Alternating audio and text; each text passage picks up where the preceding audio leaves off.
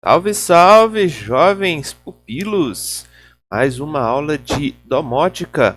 Bom, vimos aí em todas as aulas que a gente teve aí até então várias informações de sensores, é parâmetro daqui, é erro dali, é um tanto de coisa.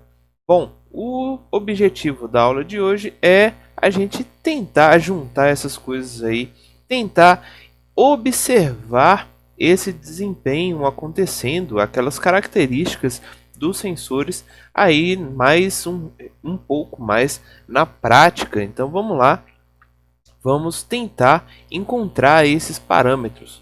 Bom, os parâmetros analisados até então, eles começaram lá com alguns parâmetros relacionados muito mais ao sensor. Então, olha, range dinâmico, relacionado aí ao qual que é o maior valor e qual que é o menor valor que esse nosso sensor vai conseguir mostrar, né? A resolução que vai indicar aí qual que é a menor variação que esse nosso sensor vai conseguir sentir, que ele vai conseguir perceber aí dentro de uma grandeza física, e a sensibilidade que vai estar indicada aí relacionado à saída. Então, olha, a partir de alguma variação que eu tiver, eu consigo falar para você que esse 1 bit que está variando para você aí é associado aí a uma variação que eu tive aqui. Então, sensibilidade está relacionada aí àquele mudança de 1 bit, a diferença de 1 bit da grandeza medida.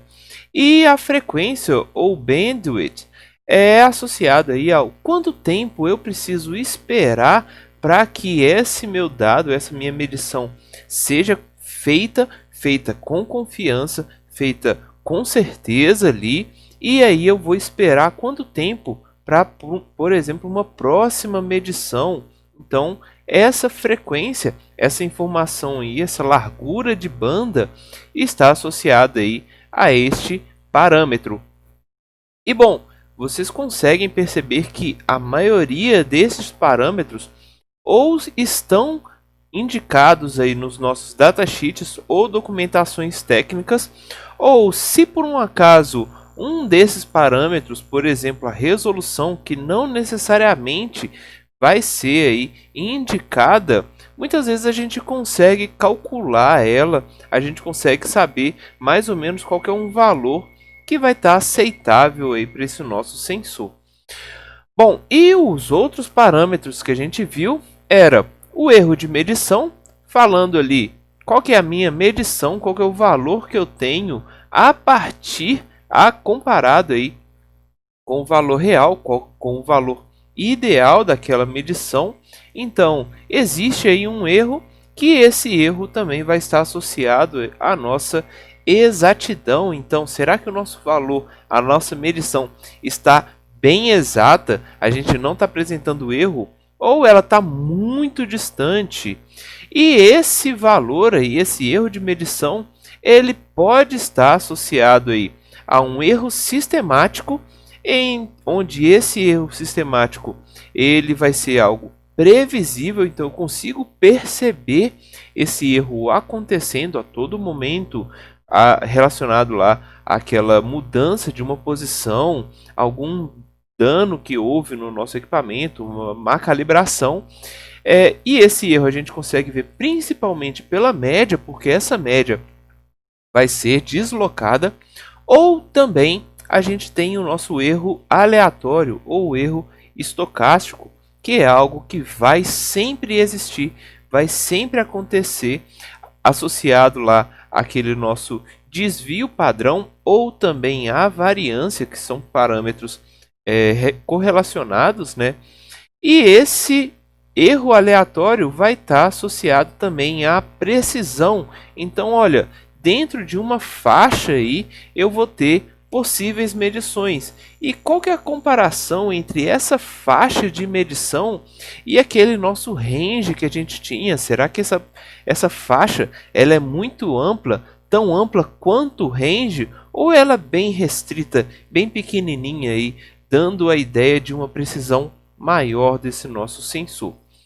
Bom, esses parâmetros de erro, erro sistemático, erro de medição e erro aleatório, eles vão ser muito mais bem vistos quando a gente pega um sensor.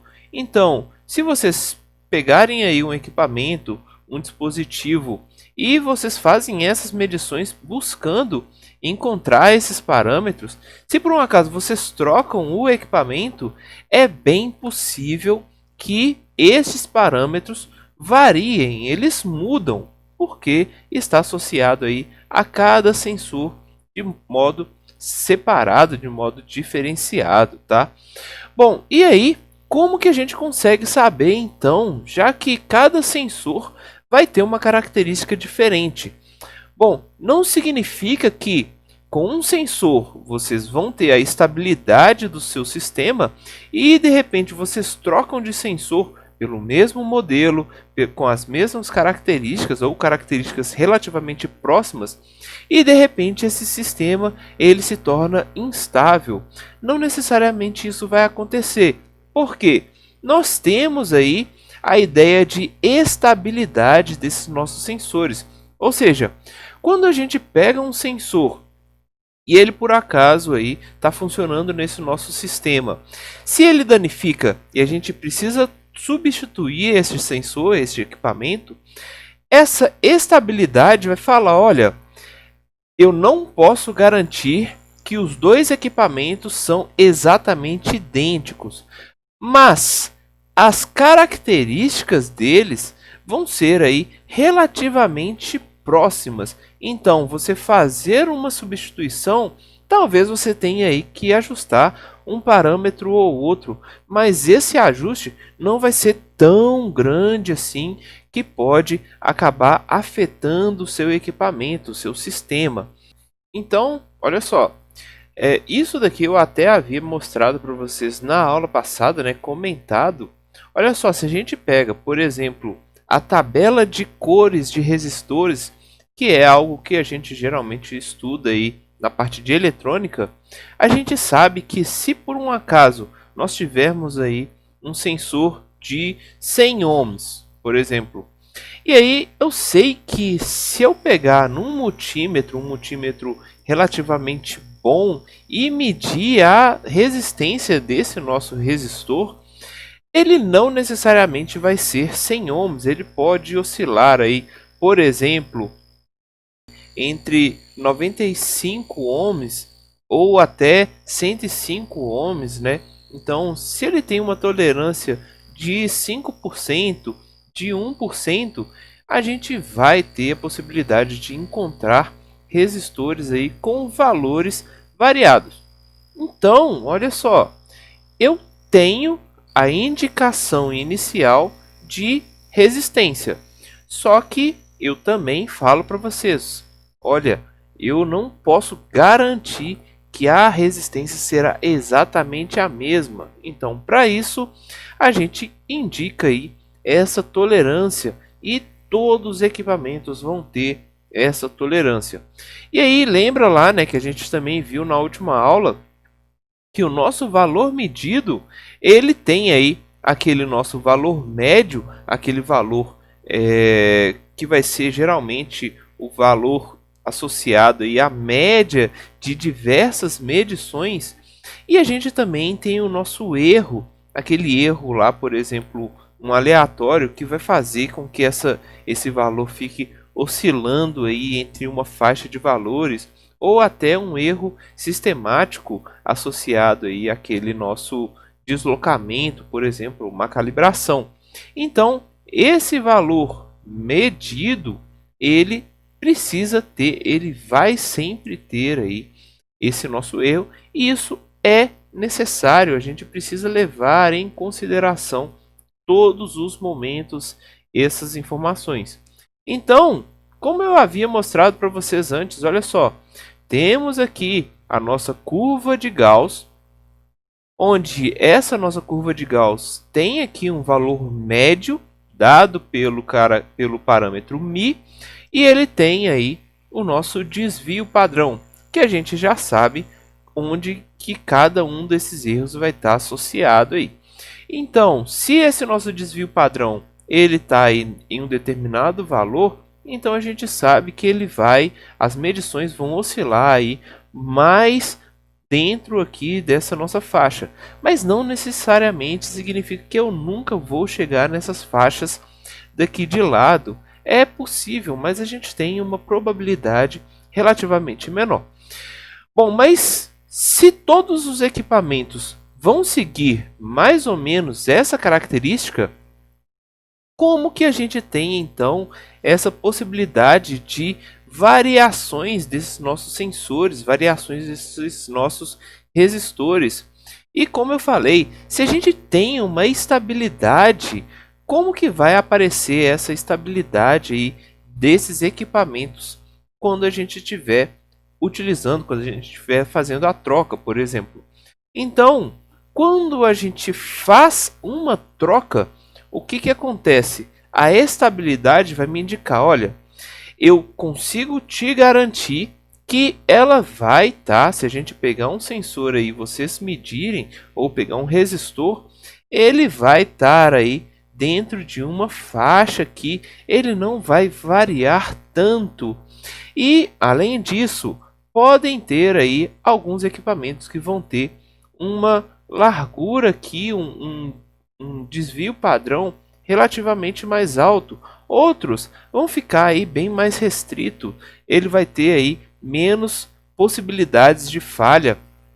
Mas isso é normal e não tem como vocês confirmarem ou buscarem somente aqueles que vão ter aí essa característica dentro de um mundo de equipamentos.